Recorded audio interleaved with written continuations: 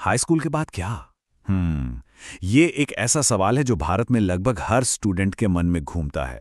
और अक्सर जब रास्ता आर्ट्स से ह्यूमैनिटीज की तरफ जाता है तो एक और सवाल खड़ा हो जाता है, अरे इसका कोई फ्यूचर भी है? तो चलिए आज इसी सवाल की गहराई में उतरते हैं और आर्ट्स और ह्यूमैनिटीज की इस दिलचस्प दुनिया को समझते हैं। अक्सर समाज में ये सुनने को मिलता है कि आर्ट्स और ह्यूमैनिटीज की डिग्री बेकार है, पर क्या इस बात में वाकई कोई सच्चाई है? चलिए आज इसी मिथक को तोड़ते हैं। तो सवाल एकदम सीधा है, क्या ये डिग्री सच में एक डेड एंड है या फिर ये उन मौकों का दरवाजा खोलती है जिनके बारे में ज्यादातर लोगों को पता ही नहीं? चलिए पता लगाते हैं। अच्छा, इस मिथक को तोड़ने से पहले ये समझना जरूरी है कि हम आखिर बात किस चीज की कर रहे हैं।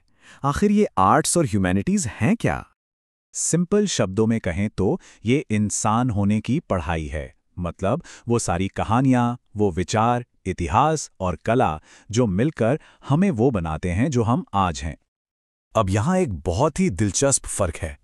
आर्ट्स यानी कला हमारी क्रिएटिविटी को बाहर लाती है, जैसे पेंटिंग हो गई या संगीत। वहीं दूसरी तरफ ह्यूमैनिटीज उसी क्रिएटिविटी को एनालाइज करती है, जैसे कि हिस्ट्री या फिलॉसफी। तो एक बनाता है और दूसरा उस पर सवाल करता है, और जब ये दोनों मिल जाते हैं तो हमें दुनिया की एक गहरी समझ मिलती है। तो चलिए अब आते हैं उस सबसे बड़े मिथक पर, करियर। देखते हैं कि इस फील्ड में असल में कितने और कैसे-कैसे मौके छिपे हुए हैं। आर्ट्स की डिग्री ली है तो बस टीचर या राइटर ही बना जा सकता है ना?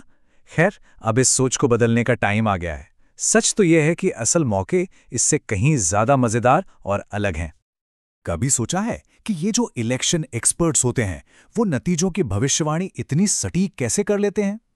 इन्हें कहते हैं सेफोलॉजिस्ट। ये लोग डेटा और इंसानी बर्ताव को एनालाइज करके पॉलिटिक्स के राज खोलते हैं। सोचिए, एक ऐसा करियर जो सीधे हमारे लोकतंत्र पर असर डालता है। या फिर जरा एक आर्कियोलॉजिस्ट के बारे में सोचिए, एक मॉडर्न जमाने के इंडियाना जोन्स की तरह, जो हमारे अतीत के राज खोलने के लिए पुरानी दबी हुई चीजों को खोज निकालते हैं। ये एक ऐसा काम है जहां इतिहास और रोमांच एक साथ मिलते हैं। और पॉलिटिकल साइंटिस्ट के बारे में क्या ख्याल है? ये लोग सिर्फ पॉलिटिक्स पर बात नहीं करते, ये उन पॉलिसीज को बनाने में मदद करते हैं जो हमारी रोजमर्रा की जिंदगी पर असर डालती हैं। अब बताइए, इससे ज्यादा प्रभावशाली और क्या हो सकता है? और सुनिए, ये तो बस कुछ ही उदाहरण थे। जैसा कि यहां दिख रहा है, यह फील्ड किसी को भी कहीं भी ले जा सकती है। चाहे वो टेक्नोलॉजी में भाषाओं को एनालाइज करना हो, सिविल सर्विसेज में देश की सेवा करना हो, या फिर बैंकिंग और मार्केटिंग की तेज तर्रार दुनिया में अपनी क्रिएटिविटी का इस्तेमाल करना हो। मौके वाकई में अनगिनत हैं। चलिए अब ये समझने की कोशिश करते हैं कि ये फील्ड किसके लिए सही है। मतलब किसी की स्किल्स और पसंद के हिसाब से ये फिट बैठती है या नहीं। तो सवाल ये है कि कैसे पता चले कि ये रास्ता किसी के लिए सही है या नहीं। तो खुद से ये सवाल पूछना बनता है, क्या ये बातें किसी में हैं? जैसे क्या कोई ऐसा है जिससे अच्छी बहस करने में मजा आता हो, या जिसकी ऑब्जर्वेशन की पावर बहुत अच्छी हो, जो लोगों और हालात को बारीकी से देखता हो, जो घंटों तक पढ़ सकता हो और मुश्किल से मुश्किल बातों को भी आसानी से समझा सकता हो?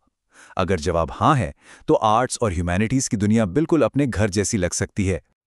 और जहां तक पढ़ाई की बात है तो सब्जेक्ट्स की कोई कमी नहीं है। एंशिएंट हिस्ट्री से लेकर इंटरनेशनल रिलेशंस तक ऑप्शंस ही ऑप्शंस हैं। मिसाल के तौर पर एंथ्रोपोलॉजी यानी मानव विज्ञान, ये इंसानों, उनके कल्चर और उनके बायोलॉजिकल एवोल्यूशन की एक बड़ी ही दिलचस्प साइंटिफिक स्टडी है। या फिर इकोनॉमिक्स की दुनिया में उतरा जा सकता है, ये समझने के लिए कि पैसा और रिसोर्सेज आखिर दुनिया को चलाते कैसे हैं। और ये सिर्फ थ्योरी नहीं है, ये हमारी जिंदगी के हर फैसले पर असर डालता है। और सोशियोलॉजी ये हमें समझाता है कि हम ग्रुप्स में कैसे बिहेव करते हैं। तो देखिए, ये सब्जेक्ट्स साइंटिफिक से लेकर सोशल तक फैले हुए हैं। मतलब हर तरह के जिज्ञासु दिमाग के लिए यहाँ कुछ ना कुछ जरूर है। तो अगर इस फील्ड में दिलचस्पी बन रही है तो अब कुछ प्रैक्टिकल बातों पर आते हैं, यानी एक अच्छे आर्ट्स और ह्यूमैनिटीज प्रोग्राम में एडमिशन कैसे मिलेगा। अब बात करते हैं एडमिशन की।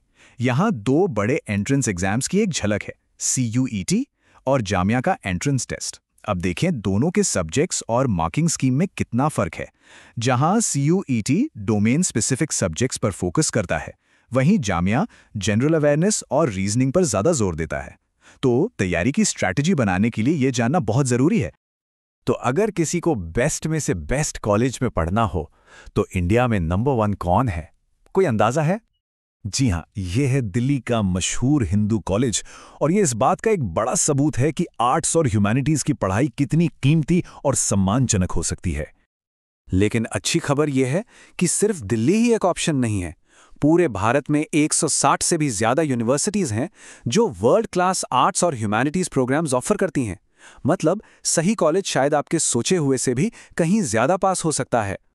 अब इतने सारे ऑप्शंस के साथ ये सवाल तो उठेगा ही कि कोई अपने लिए सही सब्जेक्ट कैसे चुने। और इसका जवाब शायद ये है कि सवाल सिर्फ ये नहीं है कि क्या पढ़ना है। असली सवाल ये है कि कौन सी समस्याओं को हल करना है। और आर्ट्स और ह्यूमैनिटीज़ की पढ़ाई असल में हमें इन्हीं मुश्किलों को समझने और उनका हल ढूंढने के लिए तैयार करती है।